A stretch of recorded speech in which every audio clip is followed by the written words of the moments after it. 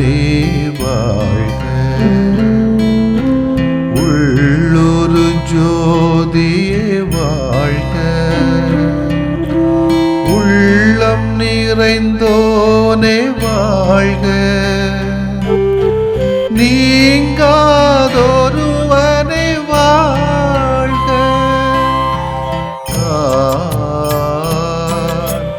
ஒளி பொருந்திய அழியாத ஆன்மா.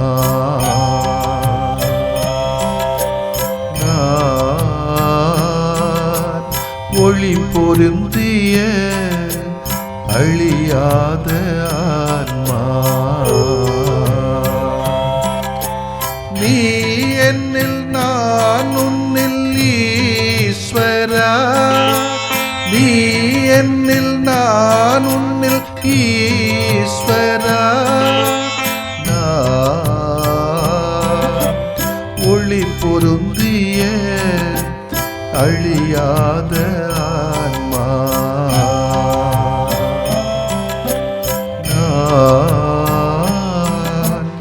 ஒளி பொருந்திய அழியாத ஆன்மா. கடவுள் நம்முள் வாழ விரும்புவதைப் போல் நாம் ஏழையருள் வாழ வேண்டும். அதுவே நிலை வாழ்வு.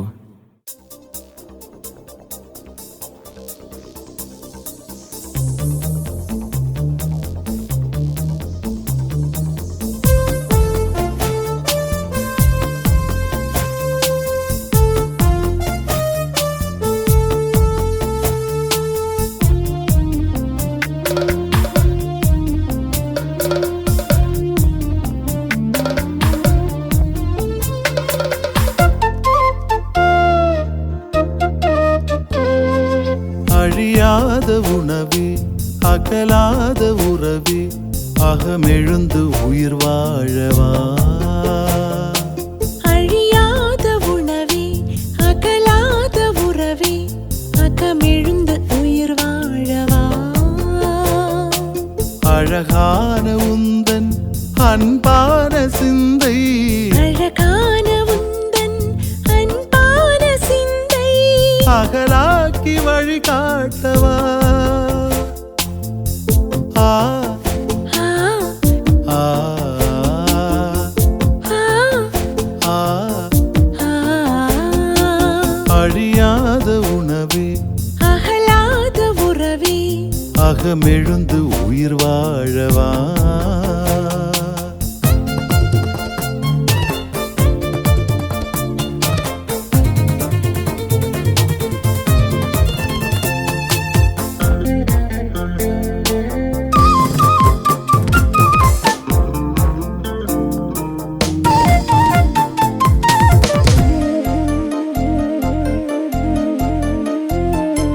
தனியாகும் போதும் தடுமாறும் போதும் தகைவில்ல நட்பின் துணையாகவா.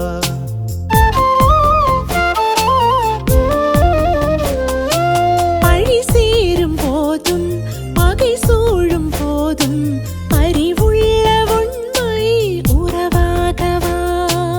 உண்டான உணவு ஞானம் விட பெரிது, உண்டான பானம் வானம் விட பெரிது.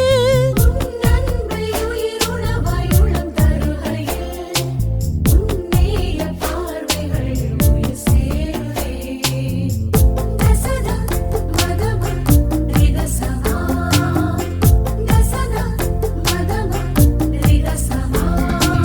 அழியாத உணவே, அகலாத உறவே, அகமெழுந்து உயிர் வாழவா.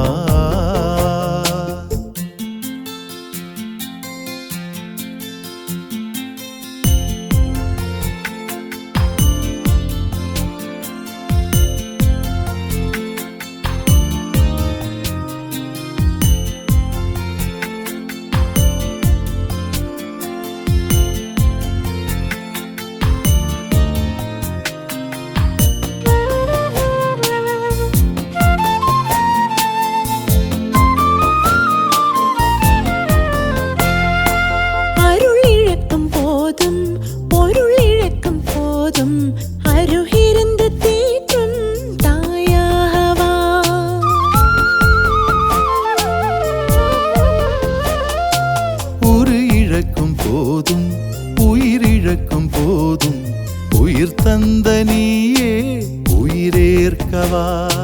நீ தந்த வார்த்தை வழியெல்லாம் ஒளிரும். நீ வாழ்ந்த வாழ்க்கை வாழ்வெல்லாம் விளிரும்.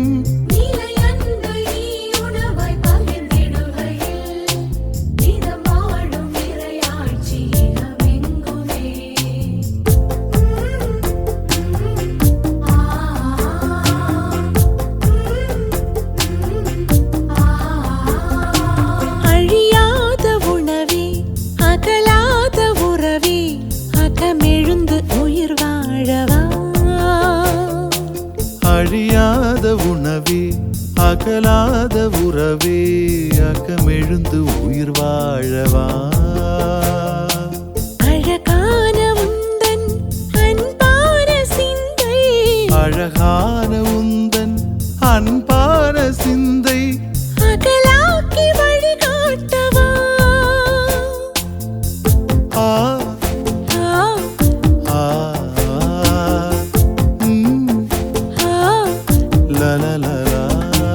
அழியாத உணவே அகலாத உறவே அகமெழுந்து உயிர் வாழவா.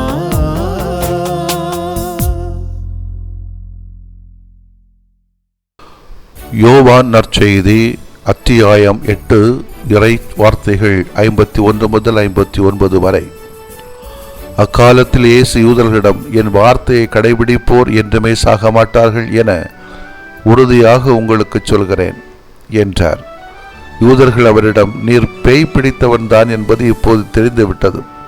ஆபிரகாம் இறந்தார், இறைவாக்கினர்களும் இறந்தார்கள். ஆனால் என் வார்த்தையை கடைபிடிப்போர் என்றுமே சாக மாட்டார் என்கிறாயே. எங்கள் தந்தை ஆபிரகாமை விட நீ பெரியவனோ? ஆபிரகாம் இறந்தார், இறைவாக்கினரும் இறந்தனர். நீர் யார் என்று நினைத்து கொண்டிருக்கிறாய் என்றார்கள். இயேசு மறுமொழியாக, நானே என்னை பெருமைப்படுத்தினால் அது எனக்கு பெருமை அல்ல. என்னை பெருமைப்படுத்துபவர் என் தந்தையே. அவரே நீங்கள் உங்கள் தந்தை என்னும் சொல்கிறீர்கள். ஆனால் அவரை உங்களுக்கு தெரியாது, எனக்கு தெரியும். எனக்கு அவரை தெரியாது என நானும் சொன்னால் உங்களைப் போல நானும் பொய்யனாவேன். அவரை எனக்கு தெரியும், அவருடைய வார்த்தையையும் நான் கடைபிடிக்கிறேன். உங்கள் தந்தை ஆபிரகாம் நான் வரும் காலத்தை காண முடியும் என்பதை முன்னிட்டு பேருவகை கொண்டார். அதனை கண்டபோது மகிழ்ச்சியும் கொண்டார் என்றார். யூதர்கள் இயேசுவை நோக்கி, எனக்கு இன்னும் 50 வயது கூட ஆகவில்லை, நீ ஆபிரகாமை கண்டிருக்கிறாயா என்று கேட்டார்கள். இயேசு அவர்களிடம், ஆபிரகாம் பிறப்பதற்கு முன்பே நான் இருக்கிறேன் என உறுதியாக உங்களுக்கு சொல்கிறேன் என்றார். இதை கேட்டு அவர்கள் அவர் மேல் எரிய கற்களை எடுத்தார்கள்.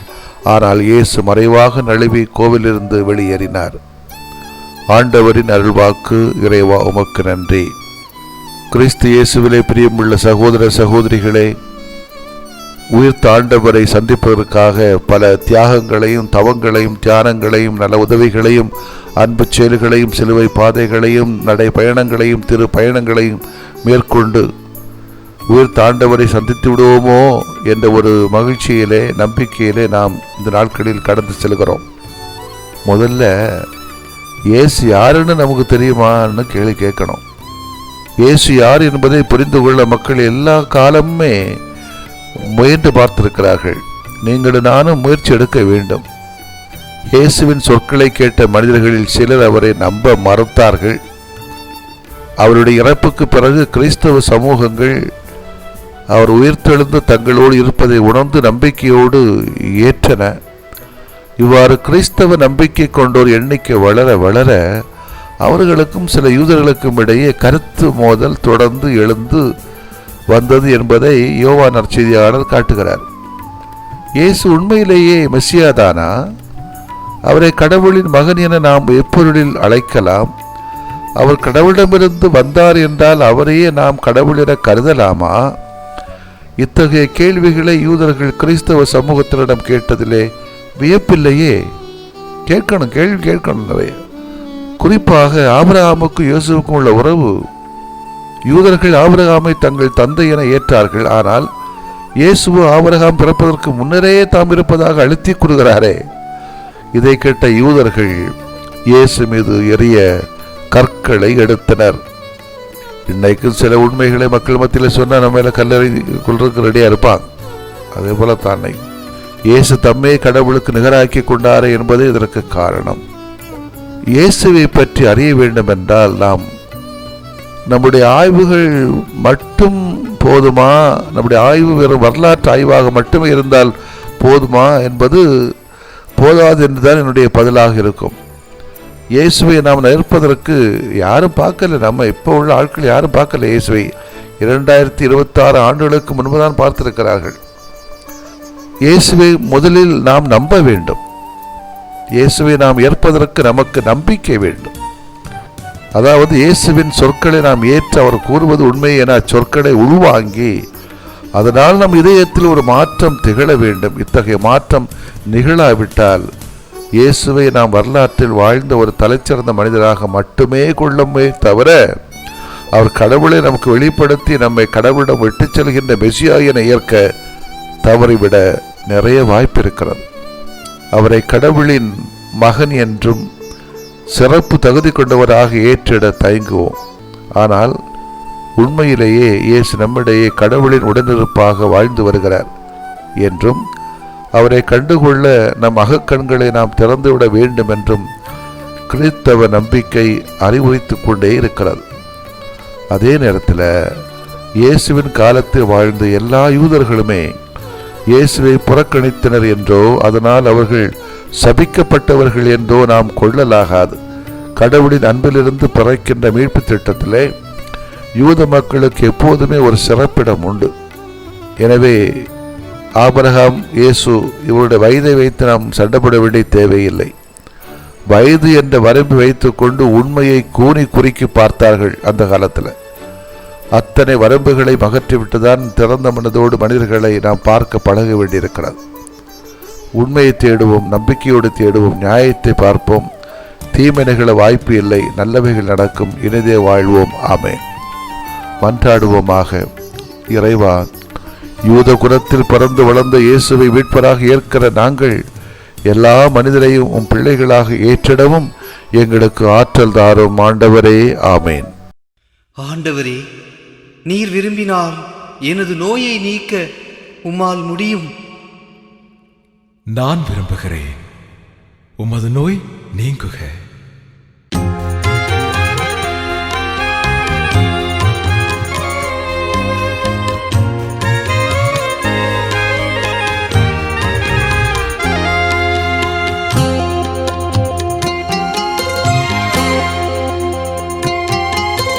நம்பினேன் ஆண்டவரே, நலம் தாருமே. நம்பினேன் ஆண்டவரே, நலம் தாருமே.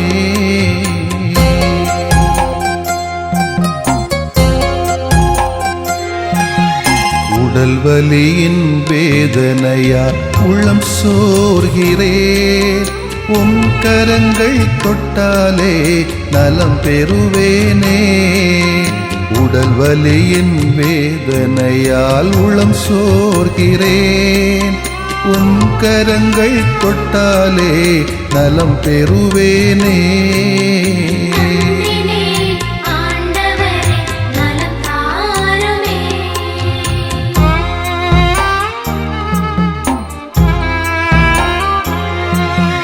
தீராத தலைவலியால் நிலைகுலைகின்றேன்.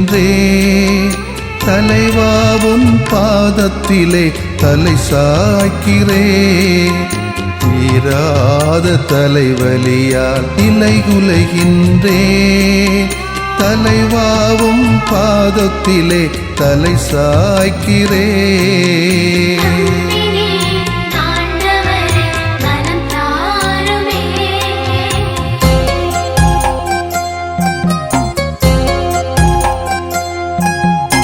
முட்டுவலி முதுகுவலியால் வீழ்ந்து கிடக்கின்றேன். முகம் வாடி உமை நோக்க தூக்கவாருமே. முட்டுவலி முதுகுவலியால் வீழ்ந்து கிடக்கின்றேன். முகம் வாடி உமை நோக்க தூக்கவாருமே.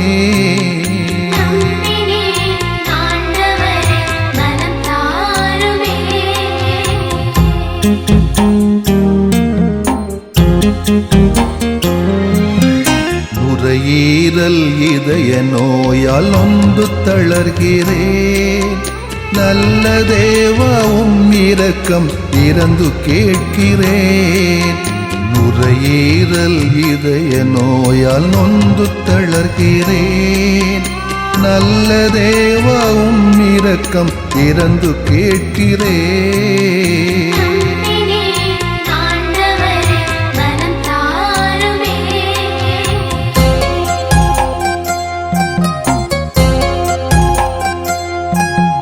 பார்வையும் செவித்திறனும் குறைய காண்கிறேன்.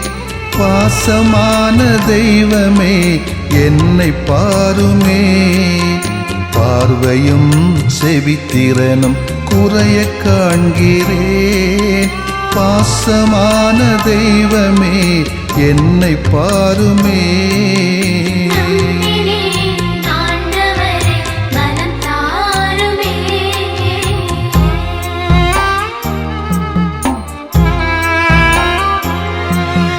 நீரிழிவால் புற்று நோயால் நிம்மதி இழக்கிறேன். நீரேவும் வல்லமையால் குணம் தாருமே. நீரிழிவால் புற்று நோயால் நிம்மதி இழக்கிறேன். நீரேவும் வல்லமையால் குணம் தாருமே.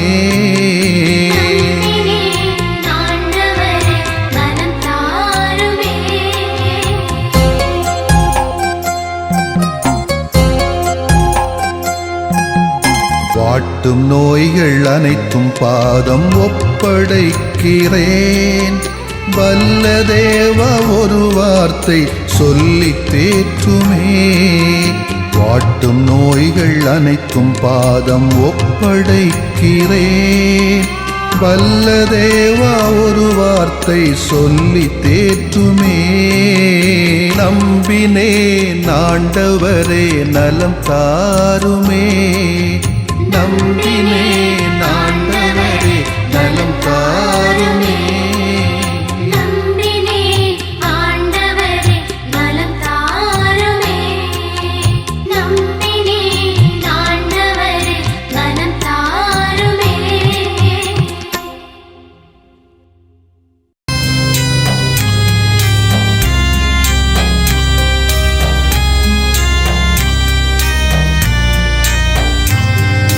மாண்புயரிவருள்ளடையாளத்தை தாழ்ந்து பணிந்து ஆராதிப்போம். பழைய நியம முறைகள் அனைத்தும் இனி மறைந்து முடிவு பெறுக. புதிய நியம முறைகள் வருக. புலன்களாலே மனிதன் இதனை அறிய இயலா. குறைகள் நீக்க நம்பிக்கையின் உதவி பெறுக.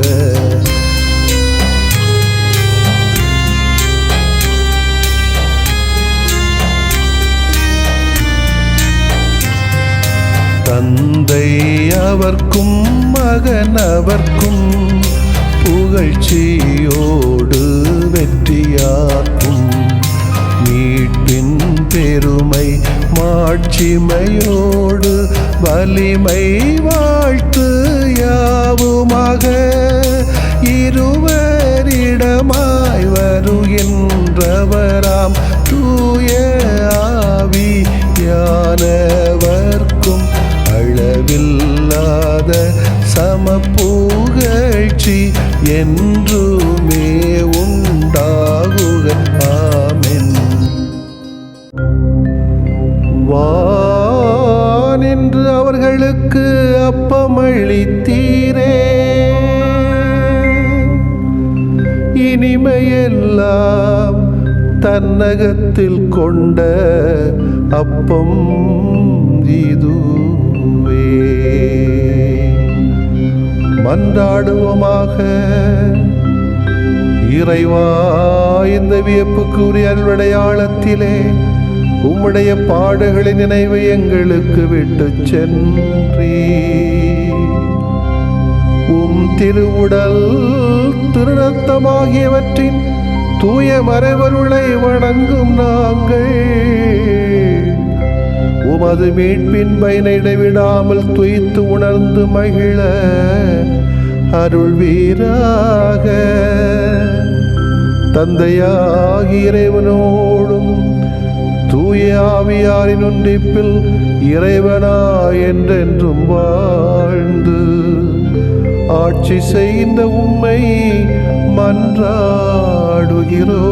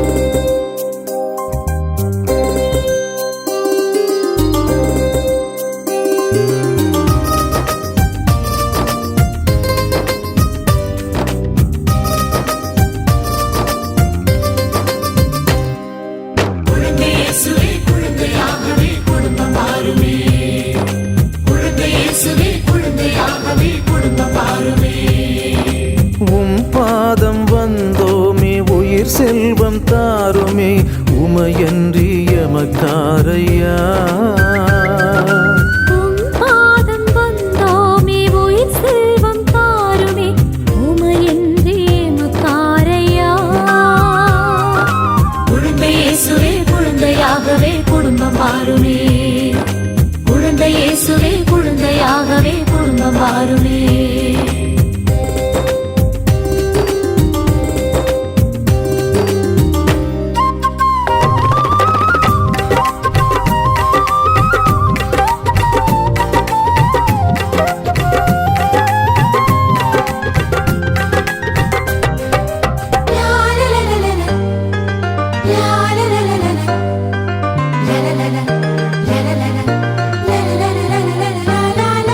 மணவாழ்வு கண்டு பல்லாண்டு சென்றும் மனம் கொஞ்சி மகிழ மழலை இல்லை. மணவாழ்வு கண்டு பல்லாண்டு சென்றும் மனம் கொஞ்சி மகிழ மழலை இல்லை. மடி தர்மம் கேட்டு உன் கோவில் வந்தோ. மடி தர்மம் கேட்டு உன் கோவில் வந்தோ. எம் மன்றாட்டை கேளும் ஐயா. குழந்தை இயேசுவே குழந்தையாகவே குடும்பம் மாறுமே. குழந்தை இயேசுவே குழந்தையாகவே குடும்பம் மாறுமே.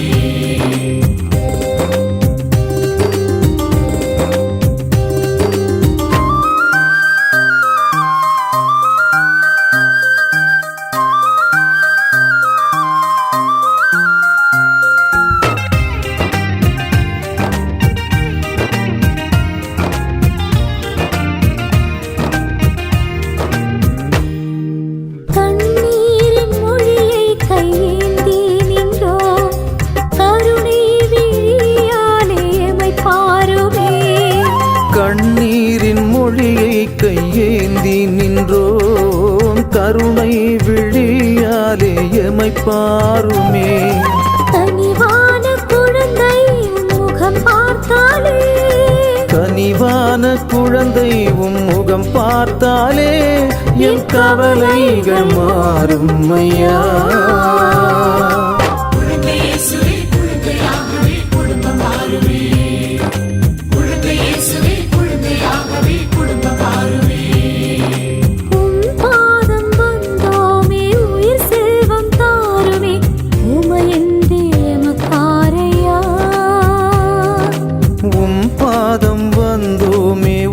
செல்வம் தாருமே உமையன்றி எமக்காரையா.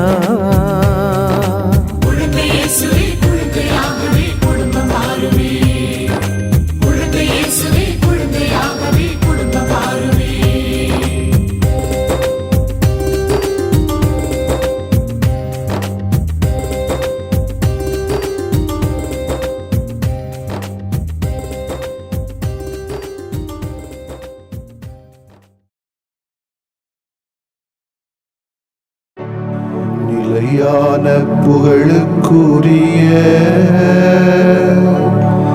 தூய இறை நன்மைக்கு எல்லா காலமும் தொழுகையும் புகழும் போற்றியும் ஆட்சிமையும் உண்டாக கடவது. போற்றியும் ஆட்சி